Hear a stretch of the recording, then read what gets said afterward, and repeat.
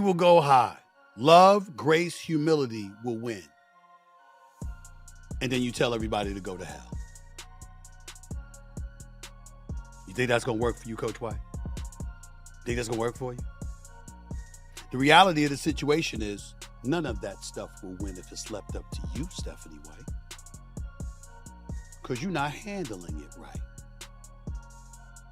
You playing right into their hands. Right into their hands. A head coach can survive almost anything. A losing streak, a blown lead, even a rough month. What's much harder to survive is standing at a podium and saying the wrong thing about the wrong player, in the wrong week, in front of every camera in the building. That's exactly what happened to an Indiana Fever coach who went from a routine post-game answer to getting booed by her own crowd, roasted by Stephen A. Smith, and forced into a public statement just to hold her own locker room together. By the time the dust settled, one hard foul on a fast break had turned into one of the messiest, most talked about weeks the WNBA had seen all year. Start with who's actually involved here. Sophie Cunningham is the kind of guard people either love or can't stand, and there's rarely much in between. She plays physical, she talks plenty, and she's built a reputation as the player on Indiana's roster most willing to get in somebody's face on her teammates' behalf.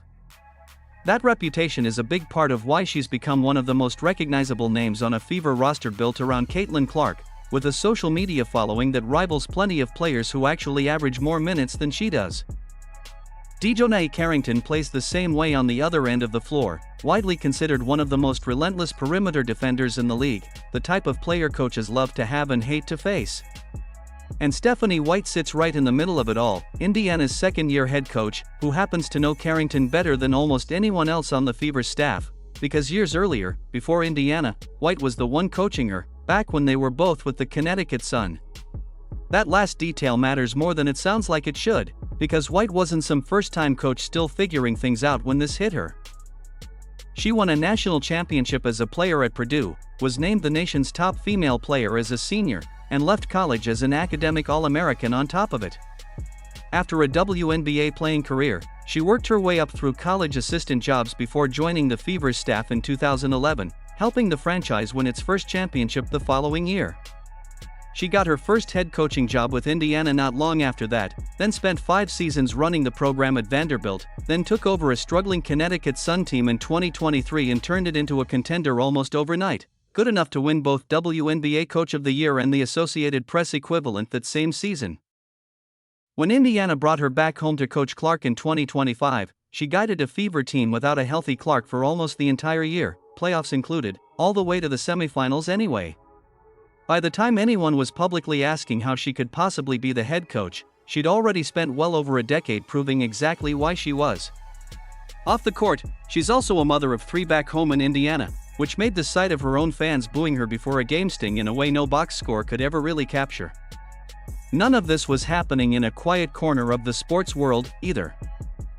Clark missed most of her second season to injury and still ended it as the biggest draw the league has ever had, then spent the following offseason starring for Team USA, helping the program go a perfect 5-0 through World Cup qualifying and walking away with tournament MVP honors. By 2026, that level of attention meant every Fever game, every practice clip, every offhand post-game quote got amplified in a way no other franchise in the WNBA has ever really had to deal with. Between that spotlight and a string of headline-grabbing moments throughout the season, Indiana had already spent most of the year playing under a magnifying glass. Whatever happened next was always going to travel fast. Nobody could have guessed exactly how far. The game itself started as nothing unusual, a road matchup between the Fever and the Chicago Sky at the United Center in Chicago. Late in the first quarter, Cunningham grabbed a step on the break and took off toward the rim for what should have been a routine layup. She never got to finish it cleanly. Carrington came flying in from behind her, and instead of getting ball, she caught Cunningham across the head and neck with enough force to snap her whole body forward. Cunningham hit the floor hard, and for a beat the arena went almost silent, the kind of silence that shows up whenever everyone in the building realizes they just watched something worse than a normal foul. Somehow, almost unbelievably, the shot still dropped through the net on the way down, as if the game itself hadn't caught up yet to what had just happened. Nobody moved right away. Then the officials did. They walked over to the replay monitor and broke the contact down piece by piece, checking for the 3 things that separate a hard foul from a flagrant one: wind-up, impact, and follow-through. This had all 3. The call came back upgraded to a flagrant 2, the most serious single foul penalty in the sport, worth 2 flagrant points, an automatic ejection, and a fine on top of it. Under league rules, a player only needs to reach 4 or 5 flagrant points in a season before the next flagrant foul of any kind triggers an automatic 1-game suspension, and a second flagrant 2 would mean 2 games gone at once. The broadcast crew calling the game live didn't even need the review to know what they'd just watched, saying almost immediately that it looked like a clear flagrant before the refs had even walked over to the monitor. Carrington's night was over before the first quarter had finished. It turned out to be only the beginning of her week. That wasn't even the last strange moment of the quarter. Clark picked up a technical foul of her own soon after, for incidental contact with an official, and because it was her 8th technical of the season, it would have triggered an automatic 1-game suspension of her own. The league reviewed the play afterward, ruled the contact unintentional, and wiped it off the books entirely. One crisis quietly avoided, right in the middle of a much bigger one just getting started. Cunningham didn't wait for a press conference to say how she felt. As Carrington headed toward the tunnel, Cunningham squared up and shoved her in the chest, and players from both benches rushed in almost instantly, sensing exactly where things were headed before it could turn into something even worse. She wasn't any softer once the microphone showed up either, telling reporters she thought the hit was intentional, that it felt completely unnecessary, and that while she'd never really had any issue with Carrington before, she figured her opponent must have been carrying something else underneath it. It wasn't a warm review. It also wasn't the strangest reaction to come out of that arena that night. Minutes after her ejection, Carrington posted 2 words on social media that ended up defining the next several days far more than the foul itself: white privilege. She tagged the Fever directly, no explanation attached. Fans were left to fill in the blanks themselves, and plenty of them did, in every direction imaginable. Chicago's own head coach, Tyler Marsh, was asked about it afterward and admitted he was only just hearing about it in that moment, saying he'd need to look into it before he could say anything more and that the team would handle it. Marsh had his own read on the foul itself, too, and it didn't fully match what the review decided. Watching it live from the sideline, he said, it looked to him like Carrington was simply making a play on the ball, and he wasn't sure it rose to the level of a flagrant 2 at all. He admitted afterward that he hadn't gone back to watch the replay himself, which put him in almost the exact same position White would find herself defending days later.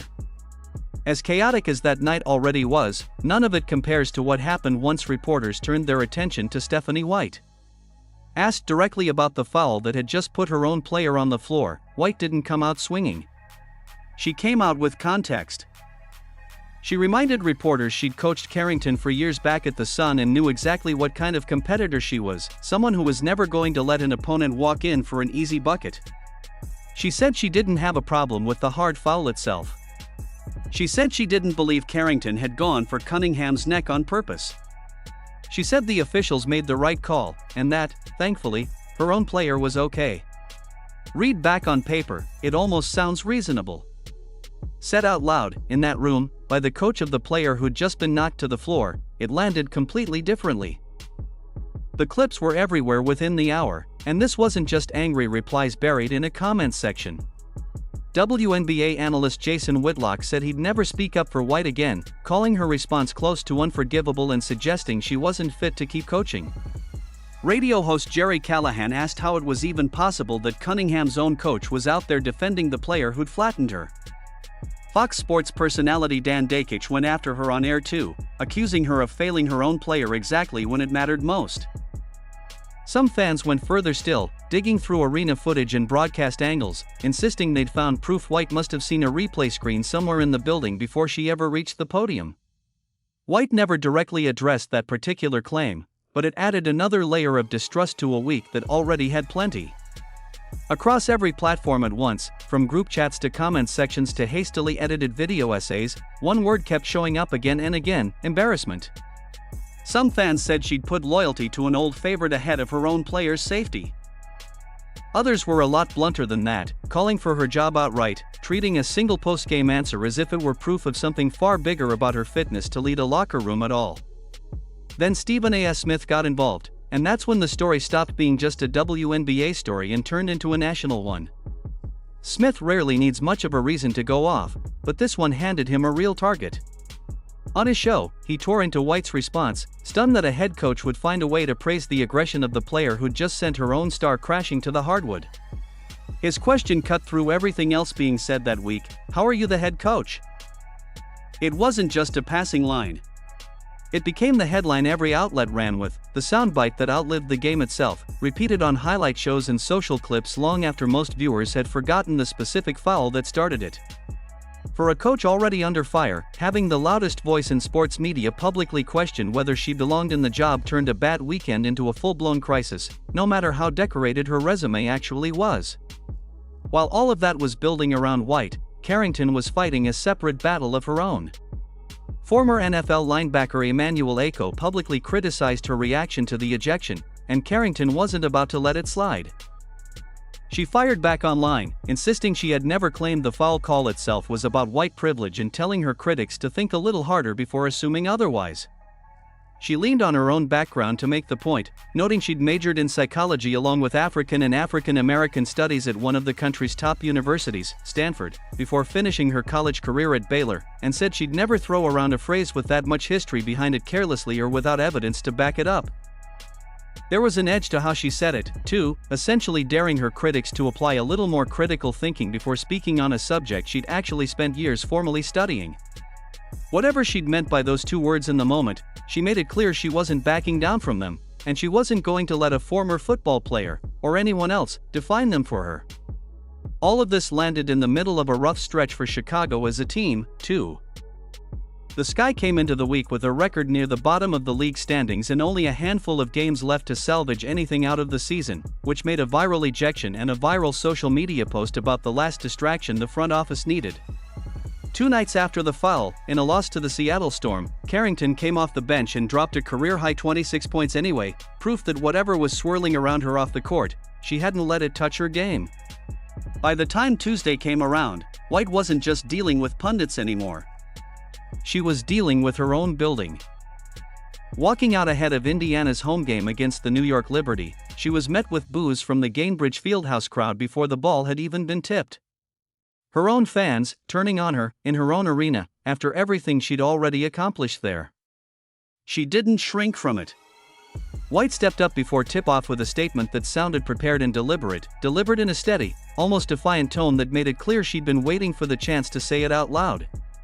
She used it to reframe the entire story. She admitted, for the first time, that she hadn't actually seen a replay of the foul before her original comments. She'd gone straight from the bench to the podium that night. Once she finally sat down and watched it, her tone changed completely. She called it egregious. She talked about how player safety and player wellness had always been her top priority, and how her relationships with her players meant more to her than any outside noise ever could. Then she turned it back on the people criticizing her, accusing an online community of building a version of her character that simply wasn't true. It was about as close to a mic drop moment as a coach's pre-game availability gets. Indiana went out that night and beat the Liberty, 106-92. Somehow, that wasn't even the headline anymore.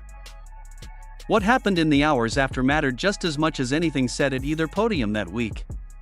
Caitlin Clark didn't hide how the boos made her feel, saying it made her a little sick, to be honest, hearing her own fans turn on her coach like that. She promised her team would keep riding for White no matter what got thrown at them from outside the locker room. Fever president Kelly Krauskopf backed White publicly too, crediting her with keeping the team focused and unified through the brightest spotlight the franchise had ever experienced, all while pushing Indiana toward the playoffs for a second straight season. It was a notable show of support, too, coming from the same executive who'd hired White back in the first place and had every reason to feel the pressure of a public relations mess unfolding under her watch. Instead of distancing the front office from the controversy, Krauskopf leaned into defending the coach she'd brought home. But the most telling response of all came from the player who'd actually been hurt. After the win over the Liberty, Cunningham went out of her way to defend her coach, saying their locker room was tight, that everybody had each other's backs, and that White simply hadn't seen the replay before she spoke that first night. She even had kind words left over for Carrington, calling her a hell of a player and a great defender, and pointing out that White had coached her for years and knew exactly what she was capable of, good and bad. As far as Cunningham was concerned, the real problem the whole time was the outside noise trying to turn one hard foul into something that could tear her team apart. As for Carrington, the story didn't wrap up with one clarification and a bow on top, either. A few days later, she picked up a technical foul in a game against the Golden State Valkyries, complaining about a no-call late in the third quarter, and putting her that much closer to a suspension the next time her temper gets the better of her. She's still a fair distance from that line, but the timing was hard to ignore for a player who was already living under a microscope she hadn't asked for. As of now, the league hasn't announced any further discipline beyond the standard fine for the foul itself, and the Sky have made it clear they intend to handle the rest of it internally rather than in public. The stakes on both sides make all of it harder to just shrug off, too. Indiana is fighting to lock up a playoff spot for a second straight year, which means every ounce of locker room chemistry actually matters down the stretch, not just as a talking point. Chicago is fighting for something closer to relevance, trying to salvage a season that's already gotten away from them, with a limited number of games left to show fans there's a reason to keep watching. Neither team had any real margin left for a distraction this size, and yet here it was anyway, dropped into the middle of both playoff races at once. It also didn't happen in a vacuum. How physical is too physical had already been one of the season's running arguments before this foul ever happened, with fans and analysts split all year over whether certain players around the league were getting hit harder than officials were willing to call, and whether the toughest, most attention-grabbing rosters were drawing extra contact because of it. A hard foul that ends in an ejection was always going to get read through that lens the moment it happened, before a single postgame quote from anyone made it worse. Add a two-word social media post referencing race directly into that same conversation, and there was almost no version of the following week that stayed contained to basketball analysis alone. Step back far enough and it's worth asking why a single post-game answer from an accomplished head coach ever became this big a story in the first place. 10 years ago, a hard foul in a mid-season WNBA game barely made it past the local beat writers. This time, it was being dissected on ESPN, argued about on Fox Sports, and picked apart clip by clip on every major platform within hours, by people who'd never watched a full Fever or Sky broadcast in their lives. That's not really about one foul, or even one press conference. It's about a league that's suddenly playing in front of more eyes than it's ever had, where every word from every podium gets treated like it might be the headline of the day, because increasingly, it is. Zoom out even further and the whole story gets stranger, not simpler. A defender competed too hard for one split second and paid for it with an ejection and a fine. A coach answered an honest question before she'd even seen the tape, and got dragged for a version of the story that hadn't fully caught up to the truth yet. A player used two loaded words to say something that needed a lot more explaining than two words could ever carry, then had to spend her next few days defending her own intelligence instead of just playing basketball. And a legend of sports media saw an opening and took it, because that's exactly what he does best. Nobody in this story is a villain in the way a headline like this wants them to be. That might be the least satisfying part of the whole thing, and also the most honest. Maybe that's the real lesson buried under all the noise. It doesn't take a scandal or a conspiracy to blow up a season. Sometimes all it takes is one sentence, said a little too fast, in front of a few too many cameras, before anyone has even seen the replay. What matters just as much as what happens after. Whether a team scatters when the outrage hits, or closes ranks around each other instead. Cunningham could have let that moment define her relationship with her coach. Clark could have stayed quiet and let the booze do the talking for her. Instead, both of them chose the harder, far less viral option, standing by the person everyone else online had already decided to write off. Carrington, for her part, chose not to walk back a single word either, even under pressure from a national media figure with a much bigger platform than hers. Say what you want about how messy the week got. Almost everyone at the center of it ended up choosing loyalty, or conviction, over the easier path of just letting the internet decide the story for them. There's also a simpler way to look at all of it, one that has nothing to do with press conferences or hot takes at all.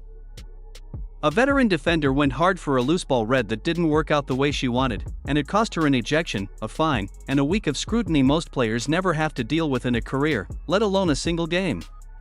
A coach with a resume most people in her profession would kill for got caught answering honestly before she had all the facts, and had to relearn in real time just how fast honesty without context can turn into a headline. Two teammates chose each other anyway, publicly, with nothing to gain from it and plenty of noise to lose by doing it. None of that needed a leak, a conspiracy, or a secret tape to be interesting. It just needed cameras rolling on real people having a genuinely bad, complicated week in front of an audience bigger than any of them expected. In a league where every split-second judgment call, on the court and off it,